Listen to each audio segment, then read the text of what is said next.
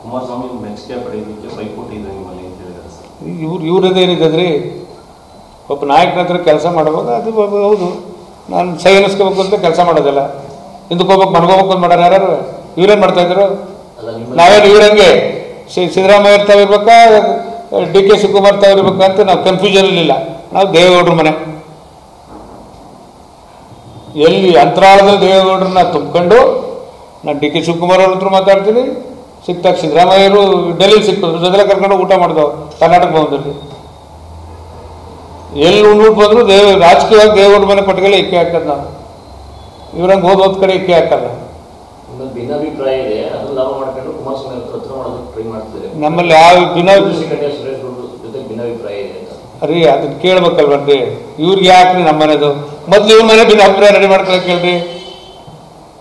ನಮ್ಗೆ ಯಾಕೆ ರವೀಂದ್ರ ಶ್ರೀಕಂಠ ಇಂದು ಸುರೇಶ್ ಗೌಡದ್ದು ಒಂದು ಸುರೇಶ್ ಗೌಡ ಬಂದು ನಮ್ಮ ಸಭೆಯಲ್ಲಿ ಬಂದಿದ್ರೆ ಕೂತಿದ್ರಲ್ರಿ.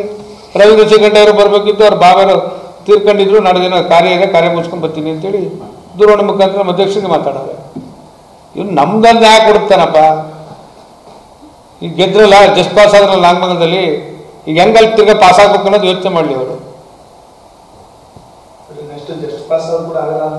ಹೇಳಿ ಜಸ್ಟ್ ಪಾಸ್ ನಮ್ಮ ಕ್ಯಾಂಡಿಡೇಟ್ ಎಷ್ಟು ಮೆರಿಟಲ್ಲಿ ಗೆಲ್ತಾರೆ ಅನ್ನೋ ತೋರಿಸ್ತೀವಿ ಬಿಡಿ, ಅದು ಯಾಕೆ ತಲೆ ಕೆಡಿಸ್ತೀವಿ? 7 ಕ್ಷೇತ್ರ ಹೀಗೆ MP ಚುನಾವಣೆಯಲ್ಲೇ ತೋರಿಸ್ಕೊಟ್ಟಾರಲ್ಲ ಸರ್. ಮೋದಿ ಅಲೆ ಅಂತೆ, ದೇವೇಗೌಡರನ್ನು ಜಿಲ್ಲೆಗೆ ಮಾಡಿಲ್ಲ. ಮೋದಿಯವ್ರದ್ದು ಒಂದು ಕಡೆ ಆದರೂ ದೇವೇಗೌಡರು ಕುಮಾರಣ್ಣವ್ರು ಮಾಡಿರುವಂಥ ಜನಪರವಾದಂಥ ಕಾರ್ಯಕ್ರಮಗಳು ನಮ್ಮ ಜಿಲ್ಲೆಯಲ್ಲಿ ಅತ್ಯಂತ ಪ್ರಚಂಡ ಬಹುಮತದಲ್ಲಿ ಗೆಲ್ಲಿಸಿ ನರೇಂದ್ರ ಮೋದಿಯವ್ರಿಗೆ ಪ್ರೈಮ್ ಮಿನಿಸ್ಟರ್ ಆಗಬೇಕು, ಈ ದೇಶ ಸದೃಢವಾಗಿರಬೇಕು ಅಂತ ದೇವೇಗೌಡರು ಅವತ್ತೇನು ಹೇಳಿದ್ರು ಅದಕ್ಕೆ ಮನ್ನಣೆ ಕೊಟ್ಟು ನಮ್ಮ ಜಿಲ್ಲೆ ಜನ ಆಶೀರ್ವಾದ ಮಾಡಿದ್ದಾರೆ.